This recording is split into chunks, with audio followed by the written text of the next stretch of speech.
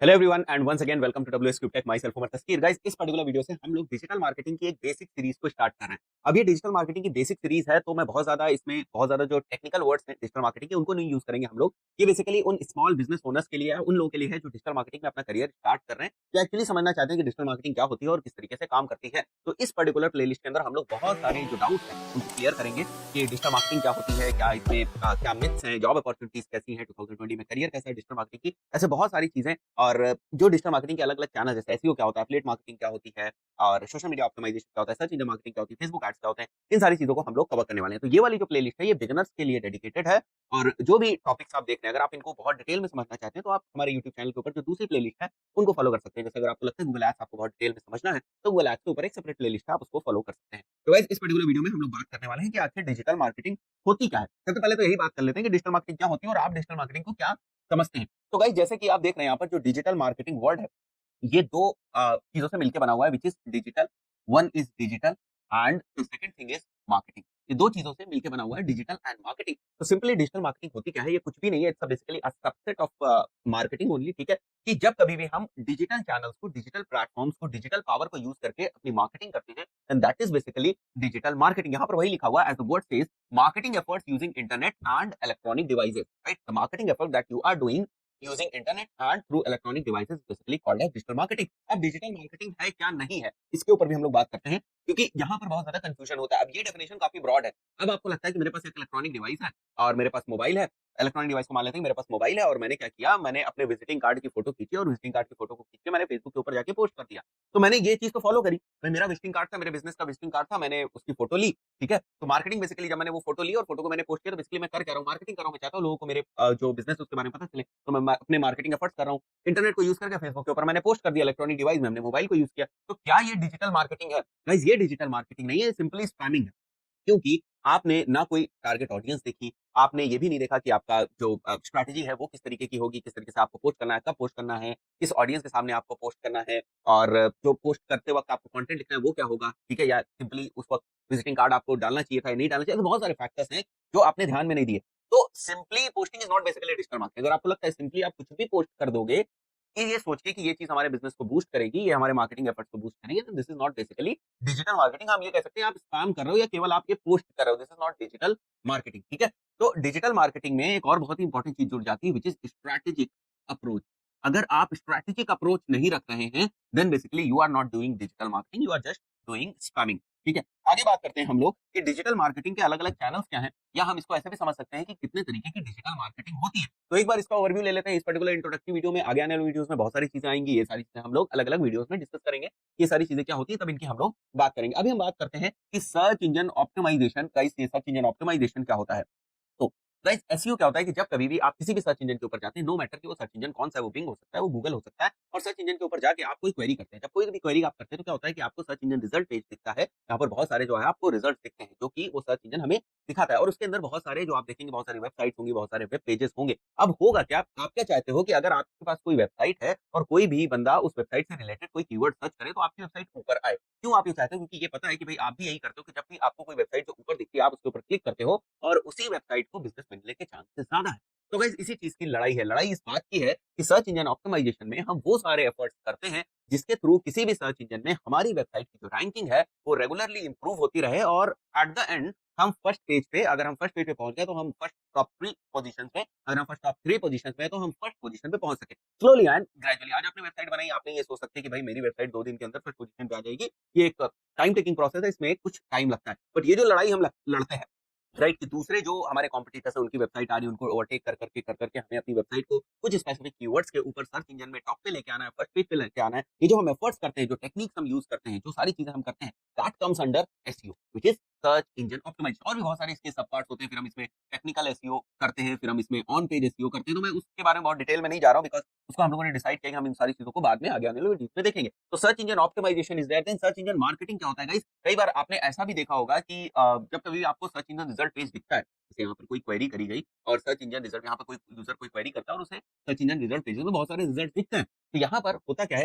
यहाँ पर उसे ऑर्गेनिक रिजल्ट भी दिखते हैं। ऑर्गेनिक मतलब जिनके लिए वो पे नहीं कर रहा है, ठीक है? जो गूगल अपने एल्गोरिदम से डिसाइड करके, कोई भी सर्च इंजन अपने एल्गोरिदम से डिसाइड करके एल्गोरिदम के थ्रू बेसिकली रिजल्ट दिखाता है, और उसके लिए जो वेबसाइट ओनर है उसने कुछ भी गूगल को पे नहीं किया है। That is basically search engine optimisation. और ये हम इसलिए करते हैं ताकि हम ऑर्गेनिकली ऑर्गेनिकली हम रैंक कर सकते हैं, ठीक है? ऑर्गेनिकली रैंक करने का मतलब ये हुआ कि बिना कुछ हम पेड कैंपेन्स या पेड एड्स रन किए हुए। बट यहीं पर आपको यहाँ पर कुछ ऐसे रिजल्ट भी दिखते होंगे जिनके आगे ऐड लिखा होगा। नीचे भी आपको कुछ रिजल्ट ऐसे दिखते होंगे जिनके आगे ऐड दिखा होगा।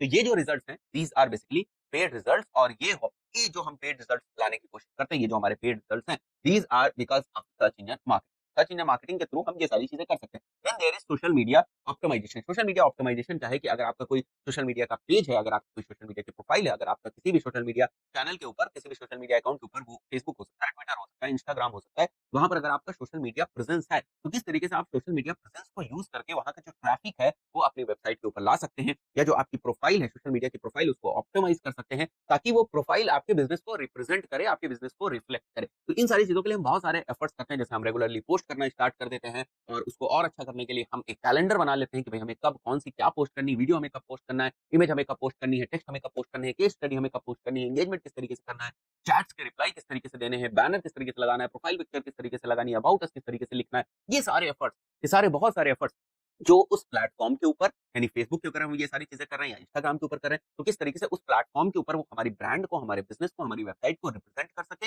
और साथ ही साथ वहां से बहुत सारा ट्रैफिक हम अपनी वेबसाइट के ऊपर ला सके। तो इनके लिए जो भी हम एफर्ट्स करते हैं, वो सारी चीजें हमारी काउंट होती है सोशल मीडिया ऑप्टिमाइजेशन में, गाइस। तो यहाँ पर आपने शब्द देखा ऑप्टिमाइजेशन, यहाँ पे आप देख रहे हो मार्केटिंग। इसी तरीके से सर्च इंजन में भी हमने दो टर्म्स देखे, एक होता है ऑप्टिमाइजेशन और एक होता है मार्केटिंग। तो ऑप्टिमाइजेशन में बेसिकली जब हम कभी भी ऑप्टिमाइजेशन की स्ट्रेटजीज जो है वो करते हैं, या ऑप्टिमाइजेशन के एफर्ट्स हम करते हैं, that is basically all organic. वहां पर हम कोई भी पेड कैंपस नहीं रन करते हैं। लेकिन जहां पर भी डिजिटल मार्केटिंग में आप थोड़ा सा देखते हो कि मार्केटिंग वर्ड यूज हो जाता है, आप इसको इस तरीके से समझो कि वहां पर हम पेड कैंपेन्स रन करते हैं। उसी तरीके से जैसे मैंने बताया कि ये प्रोफाइल को ऑप्टिमाइजेशन, अपनी पोस्ट को ऑप्टिमाइजेशन, पोस्ट को शेड्यूल करना, पोस्ट को बनाना, इन सारी स्ट्रेटजी बनाना, कैलेंडर बनाना, ये सारी चीजें हमारी ऑप्टिमाइजेशन में आती हैं। उसी तरीके से जब हम मार्केटिंग की बात करते हैं, तो मार्केटिंग में थोड़ा सा हम इंक्लाइंड हो जाते हैं टूवर्ड्स पेड कैंपेन, राइट? थोड़ा सा हम इंक्लाइंड हो जाते हैं टूवर्ड्स पेड कैंपेन। तो जब कभी भी हम स्पॉन्सर्ड एड्स किसी भी सोशल मीडिया प्लेटफॉर्म के ऊपर चलाते हैं उसके एड मैनेजर के through, and these kind of activities comes under the social media marketing. उसके बाद हम बात करते हैं ईमेल मार्केटिंग। ईमेल मार्केटिंग के बारे में बहुत सारी मिथ्स हैं, और आज के टाइम में 2020 में बहुत सारी मिथ्स हैं। तो ये जो बहुत सारी मिथ्स हैं, ये सारी मैं जब ईमेल मार्केटिंग का टॉपिक आएगा उस वक्त मैं क्लियर करूंगा। But one important thing is कि email marketing is basically sending emails to your prospect और टू योर एग्जिस्टिंग क्लाइंट्स। ऐसा नहीं होता है कि हमेशा हम कोल्ड ऑडियंस को ही ईमेल्स भेजते हैं। ऐसा नहीं होता है कि हम केवल हमेशा कोल्ड ऑडियंस को ही ईमेल्स भेजेंगे। कई बार हम हमारे जो एग्जिस्टिंग कस्टमर्स हैं उनको भी हम ईमेल्स भेजते हैं ताकि हम उनके साथ कनेक्ट बना के रखें। तो ये ईमेल मार्केटिंग की पूरी जो हम लोग वीडियो देखेंगे उसमें हम लोग बात करेंगे। बट गाइज, ईमेल मार्केटिंग के लिए बहुत सारे टूल्स हैं, बहुत सारे ऑटो रिस्पॉन्डर्स हैं ईमेल मार्केटिंग के लिए, तो उन सारी चीजों को भी डिस्कस करें। Then there is content marketing, then there is affiliate marketing. Affiliate marketing क्या होती है? जैसे कि मैं आपको एक बहुत ही बेसिक सा अगर बिजनेस मॉडल बताऊं, जो कि होता है हमारा जो प्रॉपर्टी डीलर्स और ब्रोकर्स के बीच में होता है। वो क्या होता है कि प्रॉपर्टी डीलर्स जो होते हैं, या प्रॉपर्टी जो एक्चुअली हम इस तरह से मान लें कि बिल्डर्स ले लेते हैं, यहाँ पे प्रॉपर्टी डीलर्स नहीं कहेंगे। अगर हम बिल्डर्स कहेंगे जिसने एक बिल्डिंग बनाई और उस बिल्डिंग में कुछ फ्लैट्स हैं फॉर एग्जाम्पल, ठीक है? और एक फ्लैट की कीमत है 30 लाख रुपए। एग्जाम्पल मान लेते हैं कि एक फ्लैट की कीमत है 30 लाख रुपए। अब कोई ब्रोकर है, वो जाता है उस बिल्डर के पास, वो बोलता है कि भैया आपका ये जो फ्लैट है 30 लाख रुपए का है, मेरे पास बहुत सारे क्लाइंट्स हैं, अगर मैं आपका ये जो फ्लैट है इसको मैं बिकवा दूं तो मैं आपसे जो है यहाँ पर 30,000 रुपए लूंगा। ठीक है? अगर मैं आपका एक फ्लैट बिकवा देता हूँ तो मैं आपसे 30,000 रुपए लूंगा, या जो भी चीज होती होगी मैं 50,000 रुपए लूंगा। तो यहाँ पर जो चीज़ ये आप ऑफलाइन में देख रहे हो, यही सारी चीज़ ऑनलाइन में भी होती है कि भाई अगर किसी के पास एक वेबसाइट है और उसके पास कुछ प्रोडक्ट है या कोई सर्विस है, और मैं उसके पास जाता हूँ और बोलता हूँ कि ठीक है भाई, आपके पास ये प्रोडक्ट है, सर्विस है, मेरे पास बहुत सारे ऑनलाइन ऐसी रिसोर्सेज हैं, ऑनलाइन ऐसी हम कह सकते हैं स्ट्रेटजीज हैं जिनके थ्रू हम आपके प्रोडक्ट या सर्विस को बिकवा सकते हैं। तो बताओ भैया, आप हमको कितना कमीशन दोगे? तो वो जो बंदा जो दूसरा है जिसके पास प्रोडक्ट या सर्विस है, जिसको हम इसके लिए वेंडर बोलते हैं, और मैं क्या हो जाऊंगा, मैं एफिलिएट हो जाऊंगा, क्योंकि मैं उसके पास जाता हूँ और उससे बोलता हूँ कि भैया मेरे को कुछ आप कमीशन देना, मैं तुम्हारा प्रोडक्ट और सर्विस बिकवाऊंगा, राइट? तो मैं हो जाता हूँ एफिलिएट, और मैं किस चीज के थ्रू उसके प्रोडक्ट बिकवा रहा हूँ, राइट, किस चैनल को यूज कर रहा हूँ, वो एक सेपरेट थिंग है, बट ये पूरी process it comes under affiliate marketing, right? तो ये गाइस होती है एफिलिएट मार्केटिंग। तो ये कुछ चीजें को हम लोगों ने डिस्कस किया। Then there is influencer marketing also, एक इन्फ्लुएंसर मार्केटिंग होती है। तो ऐसी बहुत सारी चीजें होती हैं जो हम डिजिटल मार्केटिंग में देखते हैं, और हर एक चीज अपने आप में बहुत इन डेप्थ एक पूरा हम कहें पूरा एक टॉपिक है। ठीक है? ऐसा नहीं है कि डिजिटल मार्केटिंग में आप देखोगे कि ये ओवरव्यू हो गया, ठीक है, बस ये डिजिटल मार्केटिंग हो गया। It's not like that. इसके अंदर भी बहुत सारी चीजें होती हैं। एसईओ अपने आप में बहुत स्पेशलाइज्ड फील्ड है, एसईएम अपने आप में भी बहुत स्पेशलाइज्ड फील्ड है। तो अगर आप इस डिजिटल मार्केटिंग की फील्ड में जॉब करना चाहते हैं, देन ऑल्सो आपको एक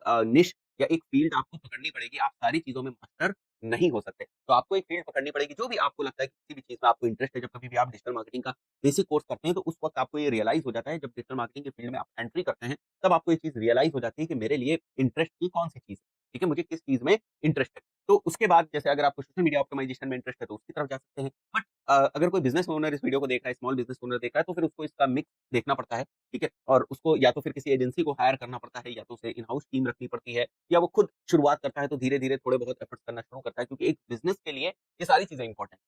लेकिन वहीं पर एक अगर कोई बंदा जॉब करने जा रहा है, जॉब देखने जा रहा है, तो उसे सारी चीज़ें नहीं करनी है। उसे तो किसी 1 या 2 चीज़ों के ऊपर स्पेशलाइज़्ड होना है, ठीक है? जैसे-जैसे करियर में वो ग्रो करता है, उसका स्कोप भी और ज़्यादा बढ़ता जाता है और बाकी चीज़ें भी उसको समझ में आने लगती है। तो गाइस आई बिलीव अभी आपको समझ में आ गया होगा कि डिजिटल मार्केटिंग होती क्या है और ये डिजिटल मार्केटिंग के अलग-अलग टाइप्स या चैनल्स क्या होते हैं।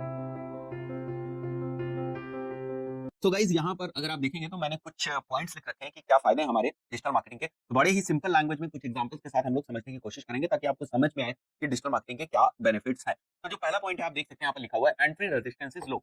यानी डिजिटल मार्केटिंग में एंटर करने के लिए बहुत ज्यादा रेजिस्टेंस नहीं है। अब एक एग्जांपल समझते हैं कि आपका अगर कोई छोटा बिजनेस है और आप सोचते हो कि अभी आपको अपने बिजनेस के लिए डिजिटल मार्केटिंग करनी चाहिए और डिजिटल मार्केटिंग स्टार्ट करना चाहते हैं अपने बिजनेस के लिए, तो ऐसा नहीं है कि आपको 10 लाख रुपए या 5 लाख रुपए या 15 लाख रुपए की जरूरत पड़ेगी डिजिटल मार्केटिंग को स्टार्ट करने के लिए। सिंपली आप क्या कर सकते हो, सिंपली आप गूगल माई बिजनेस के ऊपर जाकर भी अपना अकाउंट बना सकते हो और वहां से भी आप बहुत सारा बिजनेस और लीड ला सकते हो। तो डिजिटल मार्केटिंग में जो एंट्री बैरियर है वो उतना बड़ा नहीं है, ठीक है? बस आपको सोचना है, आपको डिजिटल प्लेटफॉर्म्स के ऊपर जाना है, छोटे छोटे काम करने हैं, जैसे फेसबुक के ऊपर पेज बनाना है, इंस्टाग्राम के ऊपर पेज बनाना है। तो ये सारी चीजें जो है ना, वो आपके एंट्री बैरियर को तोड़ देंगी, ठीक है? तो आपका प्रेजेंस एक बार बनना स्टार्ट हो जाएगा और उसके बाद हम देखेंगे कि भाई हमें अगर एड्स चलाने की जरूरत है, तो स्ट्रेटेजिकली ब्लूप्रिंट बना के, पूरा स्ट्रेटेजी बना के हम एड्स वगैरह फर्दर फिर रन कर सकते हैं। But entry resistance is low, ठीक है? उतनी ज्यादा हमें रिक्वायरमेंट नहीं होती कि भाई हम किस तरीके से एंटर करें, हमें बजट कितना चाहिए, हमें जो है हमारा टोटल डिजिटल मार्केटिंग का बजट कितना होगा, ठीक है? वो बाद में आता है, बट हाँ, एंट्री रेजिस्टेंस उतना नहीं है, तो आप आराम से एंटर कर सकते हो। देन सेकंड थिंग इज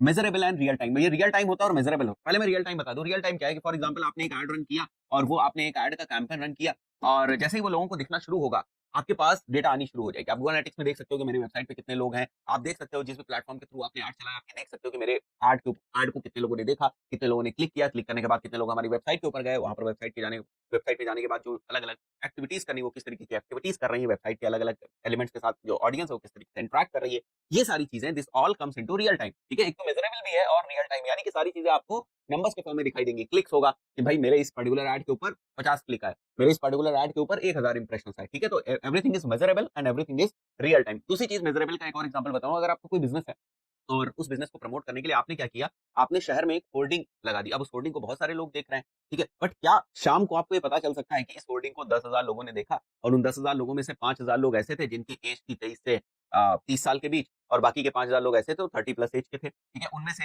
हम मान के चलते हैं उन 10,000 लोगों में से अगर आपको क्या ऐसी डेटा पता चल सकती है कि भाई इसमें से मेल जो थे वो 70% मेल थे, 30% फीमेल थी। तो ये सारी चीजें आपको नहीं पता चल सकती, ठीक है? तो जो कन्वेंशनल वेज ऑफ मार्केटिंग है उनमें वो इतने मेजरेबल नहीं होते हैं, ठीक है? अगर आप किसी को लीफलेट या पैम्पलेट बांटना स्टार्ट करते हैं, तो आप मेजर नहीं कर सकते कि किसने लीफलेट को हमारे 10% पढ़ा, किसने हमारी लीफलेट को 20% पढ़ा। बट अगर कोई आपकी वेबसाइट के ऊपर विजिटर आता है थ्रू एनी एंड और थ्रू एनी मीडियम, तो आप ये देख सकते हो कि वो हमारे वेब पेज को कितना स्क्रॉल कर रहा है, कितना उसने हमारे वेब पेज को एक्सेस किया और हमारी वेबसाइट के ऊपर अलग-अलग किन पेजेस के ऊपर गया। तो everything is measurable and that too in real time. तो ये एक बेनिफिट है, बहुत ही बड़ा एडवांटेज है डिजिटल मार्केटिंग का। हाई रिटर्न ऑन इन्वेस्टमेंट, ये भी चीज एक होती है कि अगर आप देखेंगे तो डिजिटल मार्केटिंग से आपको बहुत ही अच्छा आरओआई मिलेगा। तो इसको मैं बहुत डिटेल में आगे आने वाली वीडियोस में कवर करूंगा। It's again a very important benefit.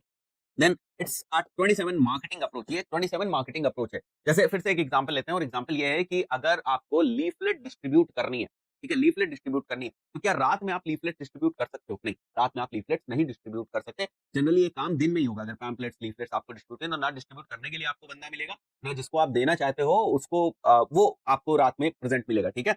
तो बट होता क्या है, रात में लोग अपने मोबाइल फीड को जरूर स्क्रॉल कर रहे होते हैं, रात को लोग अपने लैपटॉप पे जरूर बैठे होते हैं। तो ये एक 27 मार्केटिंग अप्रोच है। आप चाहो तो रात को उनको जो फेसबुक के ऊपर एड्स दिखा सकते हो, चाहो तो रात को उनको इंस्टाग्राम के ऊपर एड दिखा सकते हो, चाहो तो रात में जो वेबसाइट्स ब्राउज कर रहे हैं वहां पर आप अपना एड दिखा सकते हो, ठीक है? तो ये सारी चीजें आप रात में कर सकते हो, बट लीफलेट पैम्पलेट्स आप रात में नहीं बांट सकते। तो बेसिकली ये होता है, इट्स अ 27 मार्केटिंग अप्रोच। जिस भी टाइम स्लॉट में आप चाहो आप अपना एड रन कर सकते हो, जिस भी टाइम स्लॉट में आप चाहते हो कि मेरा एड लोगों को दिखे, वो सारी चीजें आप कर सकते हैं। Then global customer reach. Generally होता क्या है गाइस कि जब कभी भी हर कोई जो है अपने बिजनेस को एक्सपैंड करना चाहता है, और जब कभी भी आप अपने बिजनेस को एक्सपैंड करना चाहते हो तो उसके एक्सपेंशन के साथ कुछ कॉस्ट भी लगी होती है, और ये कॉस्ट बहुत ज्यादा बढ़ जाती है, हेडेक बहुत ज्यादा बढ़ जाती है जब एक्सपेंशन जो है वो हमारी की इंटरनेशनल है, या जो आपकी कंट्री की बाउंड्रीज है उनके बियॉन्ड है। ठीक है, जब कभी भी इस टाइप का एक्सपेंशन ग्लोबल आप कस्टमर तक पहुंचना चाहते हो, अपने बिजनेस को एक्सपैंड करना चाहते हो, इन दैट केस हेडेक बढ़ जाती है, कुछ लीगल फॉर्मेलिटीज होती है, बहुत सारी चीजें होती है, और ये इतना आसान नहीं होता है। But through digital marketing it is possible. ठीक है, आप जैसे डिजिटल मार्केटिंग के थ्रू आप क्या कर सकते हो, दूसरे कंट्रीज में बैठे क्लाइंट्स को अप्रोच कर सकते हो, दूसरे कंट्रीज के यूजर्स को अपना ऐड दिखा सकते हो, सारी चीजें कर सकते हो, ब्रांडिंग कर सकते हो, राइट। तो ये सारी चीजें आप, जैसे अगर हम बात करें सोशल मीडिया के थ्रू, तो आप फेसबुक एड्स मैनेजर को यूज कर सकते हो, अगर आप गूगल के थ्रू कर रहे हो तो गूगल के थ्रू आप कर सकते हो, तो you can go global, right. आप ग्लोबल कस्टमर रीच अचीव कर सकते हो। और उसके बाद प्रिसाइज टारगेटिंग की अगर हम बात करें, देन जैसे मैंने बताया कि जब कभी भी आप कैंपस वगैरह रन करोगे तो यहाँ पर आपके पास ऑडियंस टारगेटिंग का बड़ा ही डिटेल्ड ऑप्शन मिलता है। ठीक है, कि आपको किस टाइप की ऑडियंस चाहिए, उसकी डेमोग्राफिक्स क्या है, उसके इंटरेस्ट क्या है, ये सारी चीजें आप जो है यहाँ से सेलेक्ट कर सकते हैं, राइट। प्रिसाइज टारगेटिंग कर सकते हैं। वही वाला हम एग्जांपल लेते हैं कि हमने एक जो है होर्डिंग तो लगा दी, बट हमें पता नहीं कि वो होर्डिंग किन लोगों को दिखी। ठीक है, किन लोगों को दिखी, तो हम आगे की स्ट्रेटेजी किस तरीके से बनाएंगे। बट यहाँ पर जब हम प्रिसाइज टारगेटिंग करते हैं तो हमें पहले पता होता है कि भाई हमें किन किन लोगों को दिखाना है। अब उन लोगों को दिखा, उन लोगों ने किस तरीके से रिएक्ट किया, तो ये सारी चीजें हमारे पास नंबर्स के फॉर्म में होती हैं, सारी चीजें हमारे पास फिगर्स के फॉर्म में होती है, सारी चीजें क्वांटिटेटिव अप्रोच होती है। तो ये हमारे लिए और ज़्यादा आगे की जो एनालिसिस है, या आगे की जो हमें स्ट्रैटेजी बनानी है, वो भी हमारे लिए बहुत ज़्यादा आसान हो जाती है। तो गाइस, ये कुछ बेनिफिट्स हैं, these are the some of the benefits of digital marketing. Guys, आज के टाइम में अगर किसी को भी कोई भी इन्फॉर्मेशन चाहिए होगी तो वो क्या करता है, वो सबसे पहले जाता है गूगल के ऊपर, वहां पे अपनी क्वेरी टाइप करता है, राइट। अपनी क्वेरी टाइप करता है और उससे रिलेटेड उसे इन्फॉर्मेशन मिल जाती है।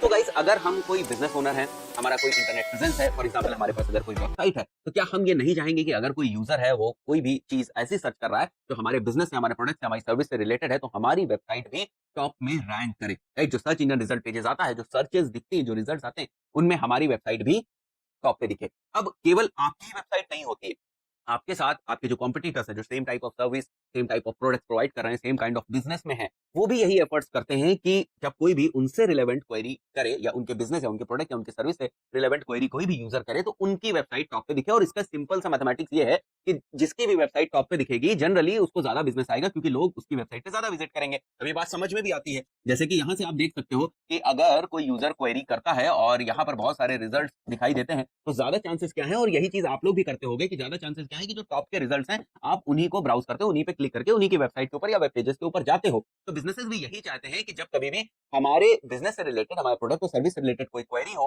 तो हमारी वेबसाइट ऐसा ना हो कि सेकंड, थर्ड, फोर्थ पेज के ऊपर दिखाई दे। पहली बात तो हमारी वेबसाइट फर्स्ट पेज पे दिखाई दे, और फर्स्ट पेज में भी हमारी वेबसाइट टॉप में हो, ताकि उसके ऊपर ज्यादा से ज्यादा क्लिक्स आए। जब ज्यादा क्लिक्स आएंगे तो ज्यादा लोग हमारी वेबसाइट के ऊपर जाएंगे, हमारे पास ज्यादा से ज्यादा बिजनेस भी आएगा। तो अल्टीमेट चीज ये है कि लोग क्या चाहते हैं, बिजनेस ओनर्स क्या चाहते हैं, कि उनकी वेबसाइट जो है वो टॉप पे दिखाई दे, कुछ स्पेसिफिक कीवर्ड्स के ऊपर जो वो डिसाइड करते हैं। अब आप ये तो नहीं चाहोगे कि फॉर एग्जांपल मैं अगर डिजिटल मार्केटिंग कंसल्टेंसी प्रोवाइड करता हूं, तो मैं तो नहीं चाहूंगा कि इंग्लिश स्पीकिंग के ऊपर मेरा जो वेबसाइट है, मेरी जो वेबसाइट है वो टॉप पे दिखे, या मेरा जो वेब पेज है, मेरा लैंडिंग पेज है वो टॉप पे दिखे। मैं ये तो नहीं चाहूंगा, मैं डेफिनेटली यही चाहूंगा कि डिजिटल मार्केटिंग कंसल्टेंसी के ऊपर ही दिखे। और ये भी मैं चाहूंगा कि digital marketing consultancy in India के ऊपर दिखे, क्योंकि मैं अब्रॉड तो कंसल्टेंसी प्रोवाइड नहीं कर रहा हूं, तो मैं वहां पर भी नहीं चाहूंगा, राइट। तो यहां पर फिर खेल शुरू होता है कीवर्ड्स का, कि कुछ स्पेसिफिक कीवर्ड्स के ऊपर